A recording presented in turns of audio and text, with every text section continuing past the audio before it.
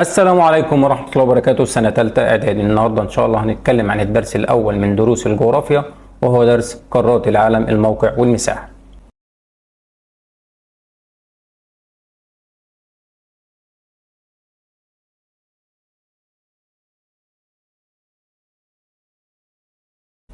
تبلغ مساحة الكرة الأرضية، الأرض اللي بنعيش عليها، حوالي 510 مليون كيلو متر مربع. وزي ما حضرتك عارف إن الأرض بتنقسم إلى يابس وماء، وإن الماء نسبتها أكبر على سطح الأرض 70.7، أما اليابس 29.3. بيتمثل اليابس في القارات، بينما يتمثل الماء في المحيطات والبحار والخلجان والبحيرات والأنهار، ولكن يتمثل معظم الماء في المحيطات. بالنسبة للقارات، حضرتك عارف القارات من قبل كده، وعارف ان هم بينقسموا لقارات عالم قديم اللي الانسان بدأ عليهم حياته منذ القدم، زي قارة اسيا وقارة افريقيا وقارة اوروبا. وبالنسبة للقارات اللي الانسان اكتشفها حديثا، زي قارة امريكا الشمالية وقارة امريكا الجنوبية. وعندي قارة موجودة عند القطب الجنوبي جنوب الكرة الارضية كده، اللي هي القارة القطبية الجنوبية اللي واخدة نفس الاسم، وليها اسم تاني اللي هو انتاركتيكا. عندنا اخر قارة اللي هي قارة استراليا، واللي ليها اسم تاني الاوقيانوسية. وضروري يا شباب نعرف الاسم التاني للقارتين دولت. زي ما حضرتك كده اول حاجة مطلوبة منك هو تعرف تفرق ما بين قارات العالم القديم وقارات العالم الجديد. ممكن يجي لي سؤال اختياري يقول لي كده، يقول لي من قارات العالم الجديد في الاختيارات بقى اسيا ولا اوروبا ولا افريقيا ولا الاوقيانوسيه. ما تجيش حضرتك تقول لي ايه الاوقيانوسيه دي، انا ما سمعتش عنها قبل كده. لا، الاوقيانوسيه هي الاجابه الصح اللي هي قاره استراليا. طيب ما جابليش اوقيانوسيه، مثلا جاب لي انتاركتيكا اللي هي القطبيه الجنوبيه. طب ودي اول حاجه حضرتك تبقى عارفها، انك تفرق ما بين قارات العالم القديم والجديد، ودي الحاجات دي هدايا لو جت في الامتحان. طيب تاني حاجه مطلوبه من حضرتك تعرفها ترتيب القارات. اكبر قاره عندي انت عارفها من قبل كده اللي هي قاره اسيا، بعديها افريقيا، بعد كده عندي قارة أمريكا الشمالية وأمريكا الجنوبية والقطبية الجنوبية أو اللي هي أنتاركتيكا. عندي بعد كده أوروبا، وآخر قارة وأصغر قارة اللي هي قارة أستراليا. يبقى أكبر قارة عندي اللي هي قارة آسيا، وأصغر قارة اللي هي قارة أستراليا.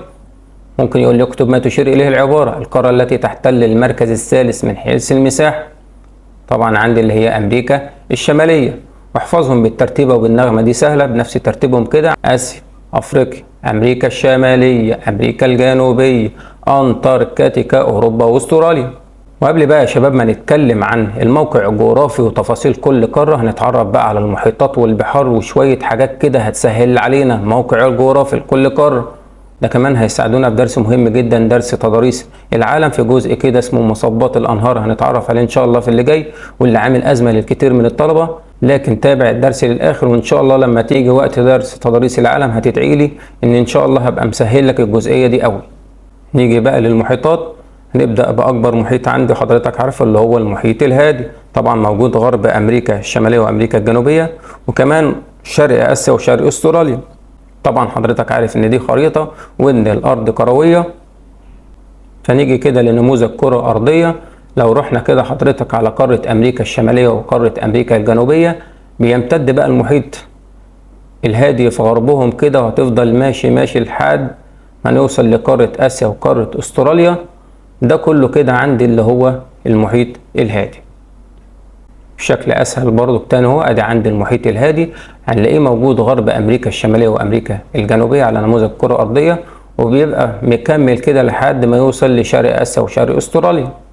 وعايز حضرتك بقى تاخد بالك من حاجة كده، بين قارة آسيا وقارة أمريكا الشمالية الاتنين قريبين من بعض. زي ما قلت لحضرتك إن الأرض كروية، مش زي الخريطة ده في جنب وده في جنب، لا ده قريبين من بعض.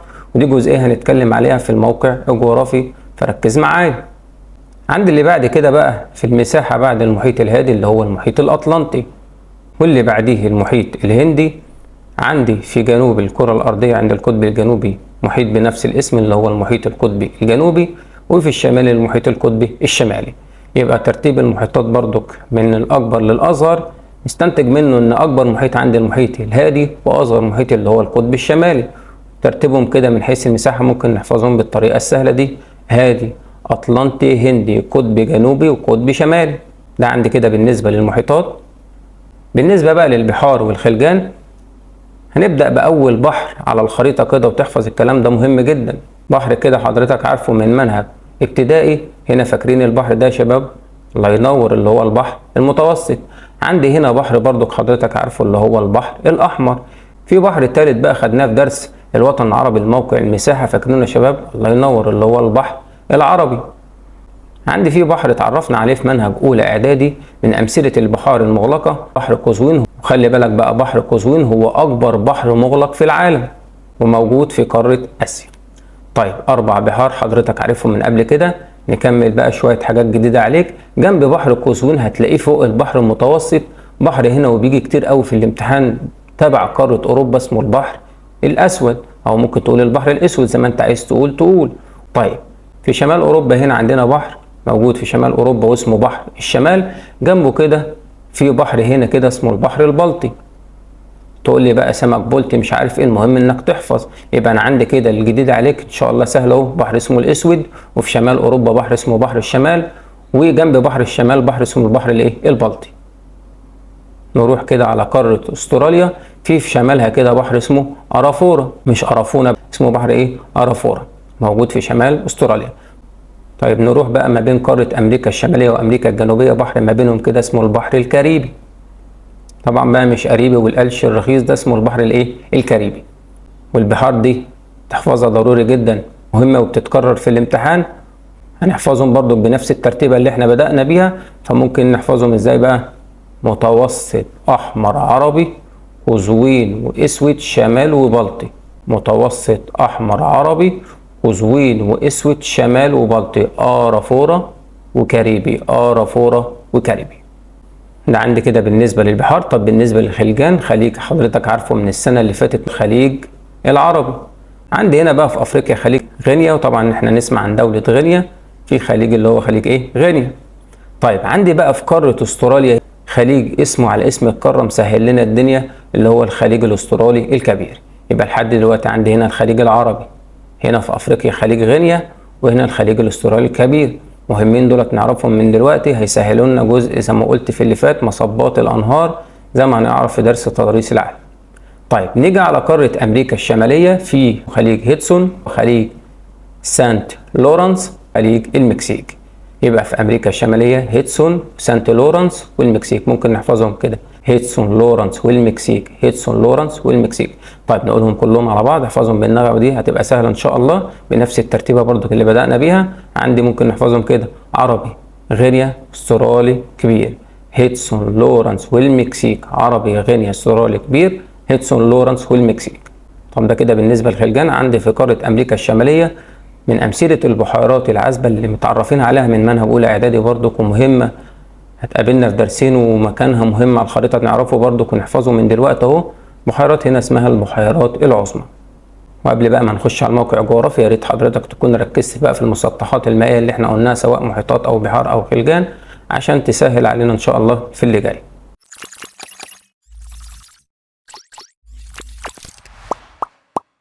نيجي بقى يا شباب للموقع الجغرافي، وهنا هنتكلم الموقع الجغرافي لكل قاره كلهم مع بعض يبقى قدام عينينا كده عشان ما نتلخبطش.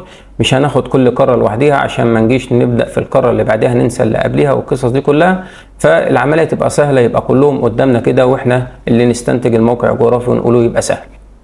طيب وقبل ما نتكلم عن الموقع الجغرافي الاول قاره اللي هي قاره اسيا، حضرتك عارف تعريف الموقع الجغرافي السنه دي متغير شويه بس برضك تعريف سهل. يعني ايه موقع جغرافي؟ هو موقع المكان بالنسبة للأماكن الأخرى من بحار ومحيطات أو قارات ودول. تاني كده، يعني إيه موقع جغرافي؟ هو موقع المكان بالنسبة للأماكن الأخرى من بحار ومحيطات أو قارات ودول. عند كده زي ما هنتكلم عن قارة آسيا، لما نيجي نتكلم عن موقعها الجغرافي بنشوف شمالها وجنوبها وشرقها وغربها والقصة دي، بنشوف اللي حواليها سواء كان بحار ولا محيطات أو قارات أو دول. فده تعريف الموقع الجغرافي، موقع المكان بالنسبة للأماكن الأخرى من بحار ومحيطات أو قارات ودول. ويلا بينا نبدأ بآسيا. عندي قارة آسيا زي ما عرفت بقى شمالها، تعرف المحيط اللي موجود في الشمال اللي هو المحيط القطبي الشمالي. طيب جنوبها المحيط الهندي، طيب شرقها المحيط الهادي. وده بقى ممكن يجي لنا عليها سؤال كده دليل ان قارة آسيا تحاط بالمحيطات من 3 جهات. الدليل على كده هنقول الإجابة حيث يوجد في الشمال المحيط القطبي الشمالي، وفي الجنوب المحيط الهندي، وفي الشرق المحيط الهادي. طيب بالنسبة لغرب آسيا بقى، عندي فيه 3 حاجات في غربها. قارة أوروبا، عندي حاجة تانية اللي هي البحر المتوسط، حاجة تالتة البحر الأحمر. يبقى بالنسبة لغرب آسيا عندي 3 حاجات، أوروبا وبحر متوسط وبحر إيه أحمر. طيب عرفت حضرتك بقى من السنة اللي فاتت ان البحر الاحمر بيفصل بين قارة اسيا وقارة افريقيا. طب عندي بالنسبة لقارة اسيا وقارة افريقيا في حاجة هنا كده بتقربهم من بعض، فاكرينه يا شباب كده من السنة اللي فاتت مضيق هنا، الله ينور، اللي هو مضيق باب المندب. طب في حاجة تالتة بقى بتصل قارة اسيا بدون اي فواصل بقارة افريقيا من منهج ابتدائي عارفينها فوق البحر الاحمر او شمال البحر الاحمر، الله ينور يا شباب، اللي هي شبه جزيرة سيناء. يبقى بالنسبة لاسيا وافريقيا اللي بيفصل ما بينهم البحر الاحمر. طب اللي بيقربهم من بعض او بيقتربوا من بعض عند مضيق باب المندب. طيب تتصل قارة اسيا بقارة افريقيا عن طريق شبه جزيرة سيناء. طيب ده عندي كده بالنسبة لقارة اسيا وقارة افريقيا. طيب اسيا واوروبا بقى احنا شايفينهم جنب بعض، في حاجة بتفصل ما بينهم جبال اورال. افتكر بقى اسم الجبال ده على اسم فرشة سنان مشهورة قوي اللي هي اورال بي. يبقى اللي بيفصل اسيا عن افريقيا البحر الاحمر، واللي بيفصل اسيا عن اوروبا اللي هي جبال اورال. ده كده عندي بالنسبة للموقع الجغرافي لقارة اسيا وشوية الملاحظات اللي احنا قلناهم. نيجي بقى لقارة افريقيا. قارة افريقيا في شمالها عندي الله ينور اللي هو البحر المتوسط. طيب في جنوبها ما جابلكش سيره الجنوب، يبقى احنا لحد دلوقتي معانا الشمال. طيب في شرقها عندنا البحر الاحمر والمحيط الهندي، في الغرب هنا المحيط الاطلنطي. زي ما قلنا اسيا وافريقيا بيفصلهم البحر الاحمر. طب ايه اللي بيفصل افريقيا عن اوروبا؟ الله ينور البحر المتوسط. طب بتقترب قاره افريقيا من قاره اوروبا عند مضيق جبل طارق. نيجي للقاره اللي بعد كده قاره اوروبا، شمالها زيها زي اسيا المحيط القطبي الشمالي. طيب جنوبها البحر المتوسط، شرقها قاره اسيا، غربها المحيط الاطلنطي. نيجي للقاره اللي بعد كده قاره امريكا الشماليه، شمالها المحيط القطبي الشمالي. يبقى عندي كده المحيط القطبي الشمالي هو شمال اسيا وشمال اوروبا وشمال امريكا الشماليه. طيب بالنسبه بقى للجنوب الشرقي لقاره امريكا الشماليه عندي حاجتين، خليج المكسيك اللي احنا لسه قايلينه من شويه، وهنا طبعا عشان الجزئيه دي هنا بحر الكاريبي. يبقى بنقول هنا ما بنقولش الجنوب بس، بنقول الجنوب الشرقي في حاجتين، في خليج المكسيك اللي هو ده، وهنا كده اللي هو البحر الكاريبي. طبعا شرقها المحيط الاطلنطي وغربها المحيط الهادي. وقبل ما نتكلم عن الموقع الجغرافي لقاره امريكا الجنوبيه، لما جينا اتكلمنا عن المحيط الهادي قلت لك في جزئيه تركز معايا عشان نجيب سيرتها في الموقع الجغرافي، ان قاره امريكا الشماليه بتقترب من قاره اسيا. فاكر بقى الصوره دي؟ اهي بتقترب قاره امريكا الشماليه من قاره اسيا عند مضيق اسمه مضيق بيرنج. وللتوضيح اكتر ركز معايا حضرتك كده، ادي عند قاره اسيا اهو، طبعا ده الشكل الكروي للارض اللي احنا عايشين عليها، دي قاره امريكا الشماليه. الاتنين بيقتربوا من بعض عند مضيق هنا اسمه مضيق بيرنج، وده المضيق الثالث اللي حضرتك تبقى عارفه. طبعا بقى هتلاقي في كتاب الامتحان في مضيق البسفور والدردنيل ومش عارف ايه وايه وايه، حاجات قصص كتيره كده ما بتجيش في الامتحان، فما توجعش قلبك معاها. بص حضرتك كده ممكن تجي لك في سؤال الواجب يرسم لك جزء بسيط كده ويقول لك هنا دي قاره ايه، طبعا دي جزء من قاره اسيا. يجيب لك سهم مثلا هنا ويقول لك هنا مضيق، هنقول له مضيق بيرنج. نفس اللي عمله هنا ممكن يجي عند قاره اسيا يرسم لي جزء صغير ويجي يقول لي الجزء ده تبع انهي قاره، هقول له قاره امريكا الشماليه. طب المضيق اللي هنا هنقول له مضيق بيرنج. يبقى انا عندي كده 3 مضايق، باب المندب، مضيق جبل طارق، مضيق بيرنج. طيب نيجي بقى للموقع الجغرافي لقاره امريكا الجنوبيه، شمالها البحر الكاريبي والشرق المحيط الاطلنطي والغرب اللي هو المحيط الهادي. طيب بالنسبه بقى للجنوب نفس القصه برضك بالنسبه لافريقيا، ما بنجيبش سيره الجنوب لا في افريقيا ولا في امريكا الجنوبيه. عندي بالنسبه لقاره استراليا شمالها بحر ارافورا اللي احنا لسه قايلينه من شويه، عندي جنوبها وغربها اللي هو المحيط الهندي، بالنسبه للشرق المحيط الهادي. طيب وخلي بالك من حاجه بقى، بحر ارافورا ده بيفصل قاره استراليا عن جزر كده تبع قاره اسيا، او ممكن بنقول ان بحر ارافورا يفصل قاره استراليا عن قاره اسيا. وايه هي الجزر دي؟ عندي اللي هي جزر اندونيسيا. يعني ممكن يقول لي كده اكتب ما تشير اليه العباره، بحر يفصل ما بين قاره استراليا وجزر اندونيسيا هنقول له بحر ارافورا، او يقول لي استراليا وقاره اسيا نفس الاجابه برضو اللي هو ارافورا. وهنتكلم برضو عن امثله الجزر لبعض القارات في اللي جاي. طيب بالنسبه بقى لاخر قاره عندي في موقعها الجغرافي، القاره القطبيه الجنوبيه اللي موجوده زي ما قلنا كده اقصى جنوب الكره الارضيه عند المحيط القطبي الجنوبي اللي بيحيط بها من جميع الجهات. طب ازاي بقى؟ احنا لسه قايلين ان دي خريطه، بص كده ده شكل قاره انتاركتيكا او اللي هي القطبيه الجنوبيه، وده المحيط القطبي الجنوبي اللي بيحيط بها من جميع الجهات. وعندي هنا في سؤال مهم يقول لي كده ما النتائج المترتبه على وقوع قاره انتاركتيكا عند القطب الجنوبي هنقول أدى ذلك إلى أن أصبحت قارة أنتاركتيكا قارة متجمدة وغير مأهولة بالسكان. ويجي يقول لي بما تفسر قارة أنتاركتيكا غير مأهولة بالسكان، هيقول لي هي ليه ما فيهاش سكان؟ هنقول بسبب تجمدها لوقوعها عند القطب الجنوبي.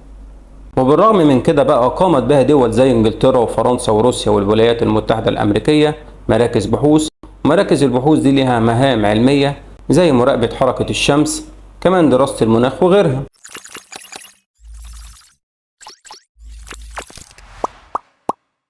نيجي للجزء اللي بعد كده، مجموعة من الجزر وأشباه الجزر اللي بتنتمي لبعض هذه القارات اللي موجودة قدام حضرتك، زائد شوية ملاحظات كده بتيجي في شكل أسئلة مهمة كتير أوي في الامتحان، فخليك معايا. نيجي لأول قارة عندي طبعا اللي هي قارة آسيا، تقترب من سواحل قارة آسيا العديد من الجزر. معلومة مهمة إن قارة آسيا بيقترب من سواحلها العديد من الجزر، جزر كتير. طيب زي إيه بقى الجزر دي؟ عندي هنا مجموعة جزر اللي هي جزر اليابان. حد فيكم بقى يا شباب يسأل سؤال كده يقول هي اليابان دي جزر ولا دولة؟ دي بنسميها دول جزرية. طب يعني إيه دول جزرية؟ الدول الجزرية دول تتكون من جزيرة أو أكثر، أو قد تكون جزء من جزيرة. التعريف هنا كده يا شباب موضح نفسه. عشان نقول على أي دولة إن هي دولة جزيرية أو دول جزرية، بنقول إن الدولة تتكون من جزيرة أو أكتر من جزيرة. ممكن الدولة تبقى عبارة عن جزيرة واحدة بس، أو الدولة عبارة عن مجموعة جزر، أو حتى ممكن تكون جزء من جزيرة. ففي الثلاث حالات دول بنسميهم دول جزرية. يبقى التعريف تاني كده، يعني إيه دول جزرية؟ بنقول دول تتكون من جزيرة أو أكثر، أو قد تكون جزء من جزيرة. طب غير جزر اليابان بقى، عندي هنا كده جزر اللي هي جزر الفلبين، عندي جزر لسه قايلينها من شويه اللي هي جزر اندونيسيا، وعندي هنا كده في جزيره هي من اكثر مناطق العالم ازدحاما بالسكان، هناخدها درس توزيع السكان في الوحده الثانيه، نبقى عارفينها من دلوقتي برضو اللي هي جزيره جاوا. ومهم بقى يا شباب نبقى عارفين الجزر دي ان هي بتنتمي لقاره اسيا. في سؤال مهم بيجي في الامتحان يقول لك الى اي قاره مثلا ينتمي الاتي، يقول لك مثلا جزر اندونيسيا دي موجوده في قاره ايه، ولا جاوا، ولا الكلام ده كله. فحضرتك تبقى عارفهم بقى. اسيا بنحفظهم كده الجزر بتاعتها يابان فلبين اندونيسيا وجاوا، يابان فلبين اندونيسيا وجاوا. وعندي بقى زي ما بيكثر في قاره اسيا الجزر، بيكثر بها اشباه الجزر. طبعا انا عندي الجزيره زي ما احنا عارفين اللي هي يابس بيحيط بها الماء من جميع الجهات. شبه الجزيره بقى اللي الماء بيحيط بها بس من 3 جهات فقط. زي ايه بقى؟ زي اللي احنا عارفينها من السنه اللي فاتت، فاكرينها يا شباب؟ الله ينور، اللي هي شبه الجزيره العربيه. في عندي هنا شبه جزيره اسمها شبه جزيره الملايو. نيجي بعد كده لقاره افريقيا، وهنا بقى حاجه مهمه نبقى عارفينها ان افريقيا بتقل بها الجزر. لو بصينا على السواحل كده ما بنشوفش جزر كتيره زي اللي موجوده على سواحل اسيا. يبقى اسيا بتكثر بها الجزر، افريقيا بيقل بها الجزر. طب من امثله الجزر دوله عربيه عارفينها من السنه اللي فاتت خارج النطاق الفلكي يا شباب لو تفتكروا، فاكرينها دي؟ الله ينور، اللي هي جزر القمر، دوله جزر القمر. تحت هنا عندي في جزيره اللي هي جزيره مدغشقر. طيب نيجي على اوروبا. اوروبا بيكثر بها الجزر زي جزر البريطانية فوق شوية كده، وجت قبل كده في الامتحان دي يا شباب اللي هي جزيرة ايسلندا. يبقى انا عندي اسيا واوروبا بيكثر بهم الجزر. طب بالاضافة بقى للجزر اللي موجودة في اوروبا بيجي لي سؤال مهم جدا، سؤال يقول لي كده ما النتائج المترتبة على كثرة الجزر في قارة اوروبا؟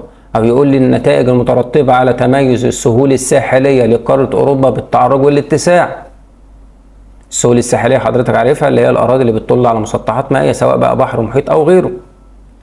طيب ايه التعرج ده؟ ان بنلاقي كده جزء من اليابس داخل البحر وجزء من البحر داخل اليابس وهكذا، فبتلاقي ارضيه في قلب المسطح المائي. ده بينتج عنه حاجه مهمه ودي اجابه السؤال، انشاء العديد من الموانئ الطبيعيه. طبعا عشان نفهم الكلام ده ركز حضرتك معايا كده. بص حضرتك بقى للسفينه العملاقه اللي هي بتحمل البضائع، طبعا بتحتاج لمواني زي مثلا عندنا هنا في مصر ميناء الاسكندريه اللي بيستقبل البضائع اللي جايه من بره.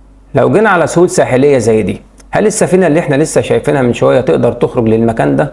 طبعا هي بتحتاج لعمق، فالمكان ده مش هينفع. طيب لو جينا هنا ممكن يكون في اعماق تقدر السفينه تقف براحتها، بس هل بقى المكان ده مناسب ان احنا ننزل بضائع؟ هنخرجها ازاي بقى وسط المرتفعات اللي موجوده دي؟ فدي كده المرتفعات بتقترب من المسطح المائي اهو، فالمكان ضيق ما ينفعش برضك ان احنا ننزل بضائع هنا، فده اللي بنسميه الضيق. والسهول الساحليه عشان تصلح ان هي تبقى موانئ لازم أن تتميز مش بس بالتعرج، لا ده كمان بالاتساع. طيب بص بقى حضرتك كده، هنا بقى جزء من اليابس طبيعي كده من عند ربنا موجود داخل المسطح المائي، وادي زي ما حضرتك شايف السفن واقفه مفيش اي مشكله تنزل بضائع، واللي احنا بنسميه التعرج جزء من اليابس كده بيبقى داخل المسطح المائي يساعدنا تنزل بضائع، ودي اللي بنسميها الموانئ الطبيعيه. يبقى من النتائج مترتبه على تميز السهول الساحليه لقاره اوروبا بالتعرج والاتساع، هنقول ادى ذلك الى انشاء العديد من الموانئ الطبيعيه. طيب بالنسبه لقاره امريكا الشماليه بقى، جاب سيره جزر ولا الكلام ده؟ لا، ما جابليش سيره.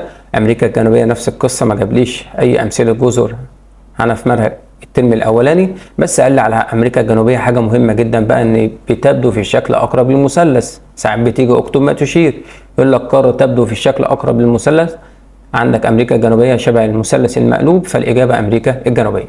طيب نيجي بعد كده لقاره استراليا.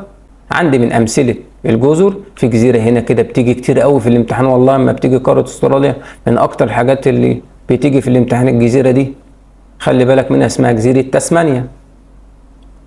طيب عندي هنا مجموعه جزر اللي هي جزر نيوزيلندا، يبقى هنا تسمانيا اللي بتكتر كتير قوي في الامتحان، هنا عندنا جزر اسمها جزر نيوزيلندا. وحضرتك بقى تفرق في الامتحان، ما يجيش يقول لك تنتمي جزر نيوزيلندا لقاره اوروبا تقول له صح، هنا اسمها ايسلندا، دي جزيره ايسلندا، هنا نيوزيلندا. زائد بقى في جزر هنا هنتعرف عليها برضه في اللي جاي اسمها جزر سولومون.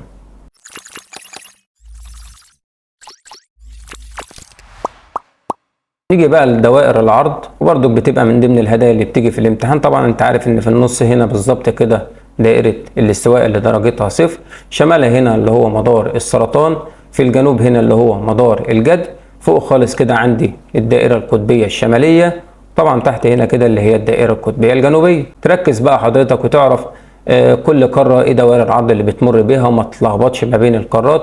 عندي مثلا قارة اسيا 3 دوائر عرض زي الدائرة القطبية الشمالية، وعندي مدار السرطان، وفي أطرافها الجنوبية اللي هي دائرة الاستواء. أفريقيا برضو 3 دوائر عرض حضرتك عارفهم من قبل كده، السرطان واستواء وجدي.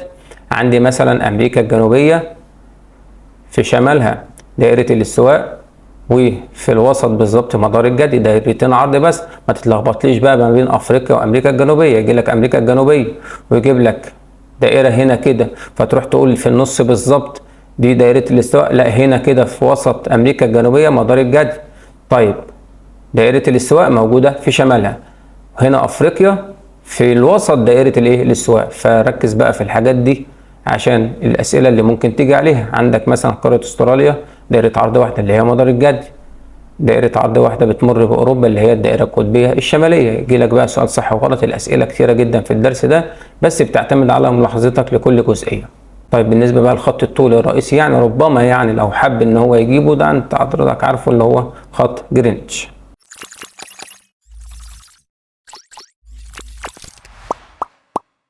بالنسبة لآخر حاجة عندي بقى الموقع الفلكي. يعني ايه موقع فلكي؟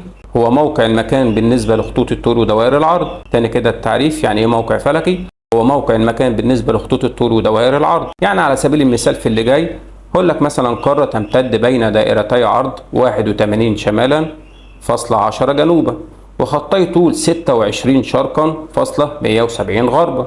طبعا بقى ما تتخضش حضرتك وتقول لي هو انا هحفظ كل قارة بقى بتمتد بين دائرة عرض وخط طول والقصة دي كلها؟ لا، احب اطمنك، الموقع الفلكي نفسه سؤاله ضعيف جدا في الامتحان، وكمان لو جه بيجي في شكل بقى صح وغلط اختيارات، اكتب ما تشير تصويب الخطأ، ويبقى سهل وواضح جدا. طيب لو جالي بقى سؤال الموقع الفلكي هتعامل معاه ازاي؟ ركز بقى معايا حضرتك في اللي جاي وانت تفهم ازاي تحب. لو بصيت حضرتك كده انا راسم لك دائرة الاستواء اللي درجتها صفر، اللي بتقسم الارض طبعا لشمال وجنوب، و90 دائرة عرض في الشمال و90 دائرة عرض في الجنوب زي ما حضرتك عارف من قبل كده. لو قلت لك اول حاجة كده وخلي بالك معايا، القارتين اللي بكامل مساحتهم في نصف الكرة الشمالي، الله ينور، هتقول لي قارة اوروبا وقارة امريكا الشمالية. طب ايه القارة اللي بكامل مساحتها في نصف الكرة الجنوبي ملهاش اي جزء في الشمال؟ الله ينور، اللي هي قارة استراليا. طب واحنا كده نبقى فهمنا ايه؟ بص حضرتك كده، لو قال لي قارة تمتد بين دائرتي عرض وجاب لي الارقام وقال لي شمالا بس من غير ما يجيب لي سيرة الجنوب، الاجابة هتبقى يا اما امريكا الشمالية يا اما هتبقى اوروبا.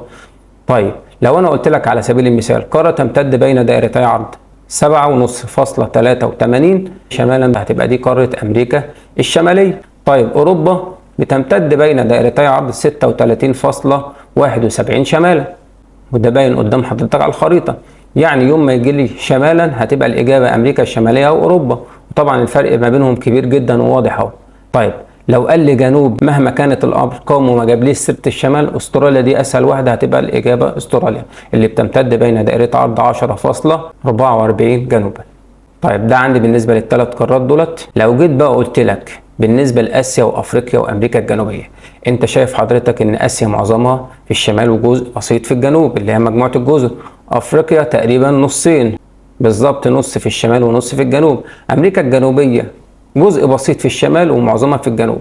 يبقى حضرتك كده وأنت مغمض عينك لو قلت لك إيه القارة اللي في الثلاثة دولت اللي هي آسيا وأفريقيا وأمريكا الجنوبية اللي بتمتد بين دائرتي عرض 81 شمالا فاصلة 10 جنوبا، 81 شمالا يعني معظمها في الشمال، 81 دائرة عرض و10 بس في الجنوب، وانت مغمض هتقول لي دي قارة آسيا، 81 دائرة عرض في الشمال و10 بس في الجنوب آسيا. طب لو قلت لك 37.5 شمالا و34.5 جنوبا، هتقول لي بقى ده أفريقيا، تلاتينات اهي انصاص، 37.5 دائرة عرض في الشمال و34.5 دائرة عرض في الجنوب. يبقى دي قارة أفريقيا. لما تلاقي الأرقام قد بعضيها دي خلاص دي أفريقيا، نصها في الشمال والنص التاني فين؟ في الجنوب. طيب 12 بقى شمالا فاصلة 56 جنوبا، دي اللي هي قارة أمريكا الجنوبية. ولو جالي الموقع الفلكي بيركز أكتر على دوري الأرض، وزي ما حضرتك شايف مفيش ولا واحدة فيهم صعبة. بالنسبة بقى لخطوط الطول نفس الفكرة كده، راسم لك خط جرينتش اللي بيقسم الأرض لغرب وشرق. طب إيه القارتين اللي بكامل مساحتهم في الغرب؟ الله ينور، عندك غربا اللي هم قارة أمريكا الشمالية وأمريكا الجنوبية. طيب موجودة في الشرق وملهاش أي جزء في الغرب اللي هي استراليا. يبقى استراليا عاملة معانا واجب، في خطوط الطول هيقول لك شرقا بس، وفي دوري العرض هيقول لك جنوبا بس. فكده كده استراليا لو جت هتبقى سهلة جدا. طيب بالنسبة بقى للاثنين اللي في الغرب، لو قلت لك بقى قارة تمتد بين خطي طول 10.168 غربا، تبقى الإجابة أمريكا الشمالية، بادئة اهي من 10 من هنا كده بالظبط لحد 168 غربا. لكن بقى أمريكا الجنوبية تمتد بين دائرتي عرض 35.81 غربا. طيب عندي بقى بالنسبة لقارة استراليا قلت لك ما تعتمدش الأرقام بقى، مش فارقة معانا، هيقول لك شرقا بس من 113 هنا ل 178، أيا كان الرقم فهنا شرق بس تبقى قارة استراليا. طيب بقى بالنسبة لآسيا وأفريقيا وأوروبا، في جزء منهم موجود في الشرق وجزء موجود في الغرب. عندي قارة آسيا بتمتد بين دائرتي عرض 26 شرقا فاصلة بقى ومكملة زي ما قلنا الشكل الكروي زي ما قلنا في اللي فات، مكملة لحد هنا 170 غربا. بالنسبة لقارة أفريقيا بتمتد بين دائرتي عرض 51 خط طول موجودين في الشرق هنا كده، وهي دوبك بس 17 في الغرب. بالنسبة لأوروبا عندي تمتد بين دائرتي عرض 66 في الشرق لحد 25 في الغرب. وانا هنا احب اطمن حضرتك، لو جاب لك الموقع الفلكي وكمان هيجيب لك خطوط الطول، يعني هيجيب لك استراليا، هيجيب لك حاجات واضحه. على سبيل المثال مثلا في خطوط الطول عمره ما يجيب لي افريقيا وعمره ما يجيب لي اوروبا. طيب بالنسبه لسؤال الدرس، ما هو المحيط الذي تطل عليه 3 قارات من جهه واحده؟ اكتب اجابتك بقى في كومنت، وان شاء الله اللي اجابته صح هيتم ذكر اسمه في الفيديوهات اللي جايه ان شاء الله، ويبقى ليه بوست خاص في منتدى القناه. كده يا شباب نكون خلصنا درس النهارده، اتمنى تكونوا استفدتوا. ويا ريت يا شباب بقى تدعموني بلايك واشتراك في القناه، تعرفوا اصحابكم بالقناه دي ان شاء الله الكل يستفاد. والسلام عليكم ورحمه الله وبركاته.